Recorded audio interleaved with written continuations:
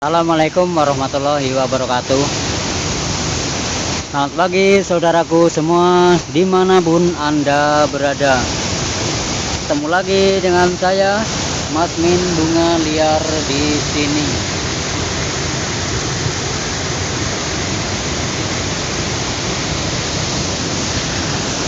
Seperti biasa, kali ini kita berada di tepi sungai ini.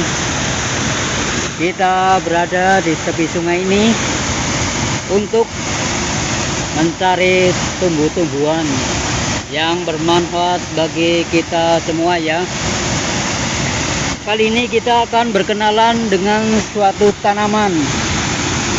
Ini dia tanamannya. Apa coba?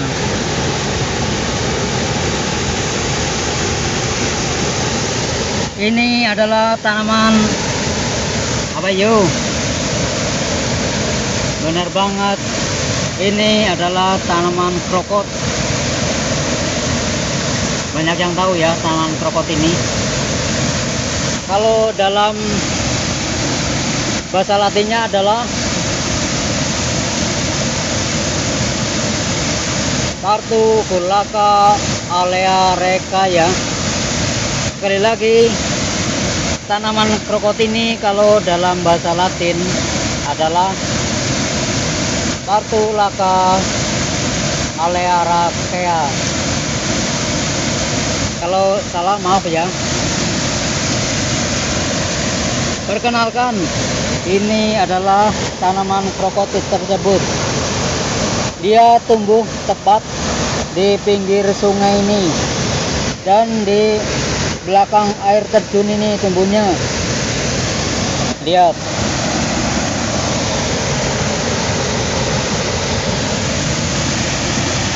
Kita akan pelajari asal-usul, kandungan dan manfaat dari tanaman krokot ini ya.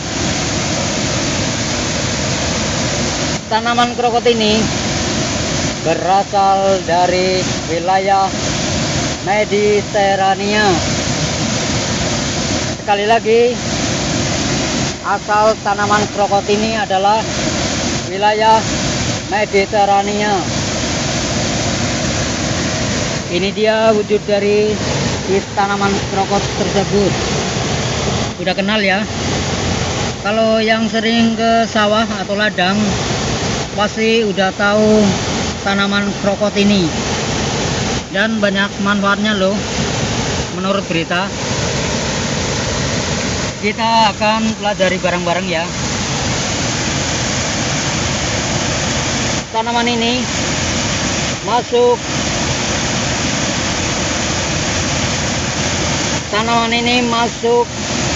ke dalam menu masakan Olimpiade Beijing loh, tahun 2008. Sekali lagi, tanaman krokot ini masuk dalam menu sayuran dalam Olimpiade Beijing tahun 2008 karena dia proteinnya sangat tinggi nih. Kalau di Amerika dia dibuat untuk sayuran. Kalau kita cicipi rasanya asam dan asin loh. Ini dia wujud dari daun tanaman krokot ini. Kalau di desa Kalangdowo, dia dibuat untuk kue dan sayuran atau botok. Tahu botok kan? Kalau di Kalangdawa atau Kalangdowo itu ada botok dari tanaman krokot ini. Baru tahu ya? Sekarang kita akan cari tahu manfaatnya dulu ya. Manfaat dari tanaman krokot ini adalah dia sebagai insektisida. Sekali lagi, manfaat yang pertama adalah Dia sebagai insektisida. Lalu manfaat kedua adalah sebagai obat disentri. Ini ada di wilayah Cina ya. Zaman dahulu di Cina tanaman krokot ini dijadikan sebagai obat disentri. Ini dia.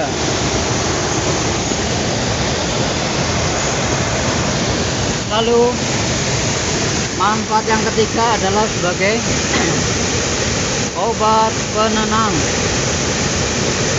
Lalu obat peluru seni, dan dia juga sebagai obat suplemen atau tonik ya. Sekarang kita jadi tahu manfaat dari si tanaman krokot ini. Kalau di ladang saya, sebagian tanaman krokot ini masih dianggap sebagai gulma atau pengganggu tanaman palawija ya. Lalu manfaat berikutnya adalah dia sebagai obat luar. Contohnya adalah obat bisul, eksim, borok, luka bakar, dan gigitan ular. Itu yang untuk obat luar. Dan juga untuk obat masuk angin, jangan lupa.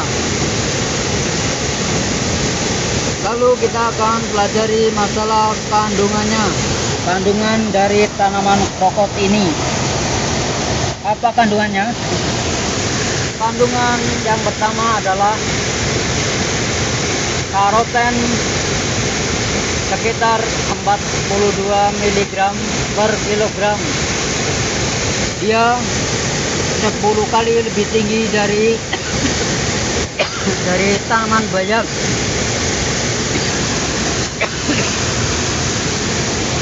Sekali lagi, kandungan dari krokot ini adalah karoten sekitar 42 mg per kilogram dan 10 kali lebih tinggi dari bayam ya, menurut berita.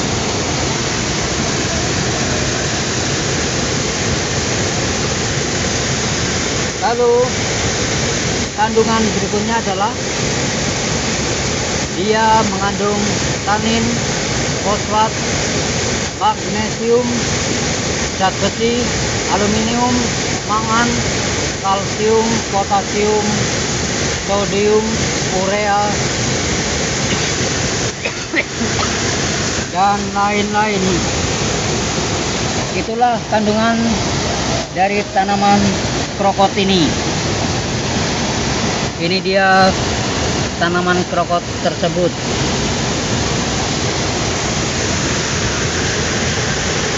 Lalu kita akan cari tahu cara pemakaiannya dulu ya.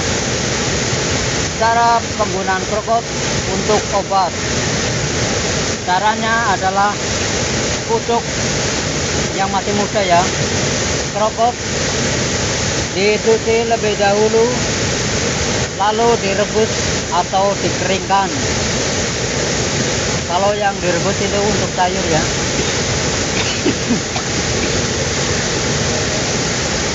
Kalau yang dikeringkan bisa untuk campuran untuk roti, kue, dan lain-lain.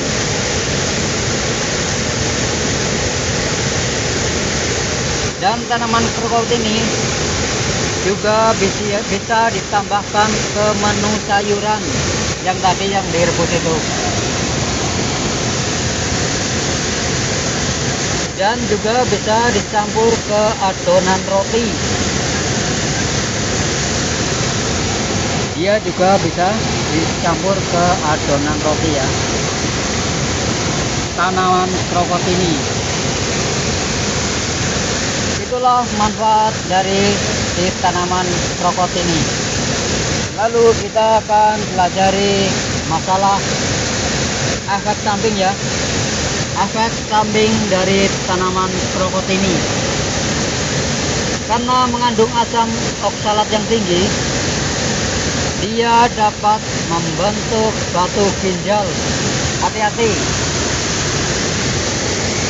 Sekali lagi, efek samping dari tanaman krokot ini adalah dia dapat membentuk batu ginjal karena mengandung asam oksalat yang tinggi.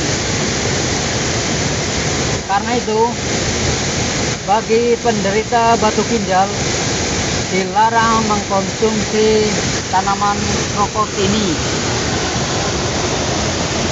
Sekarang dari paham ya. Lalu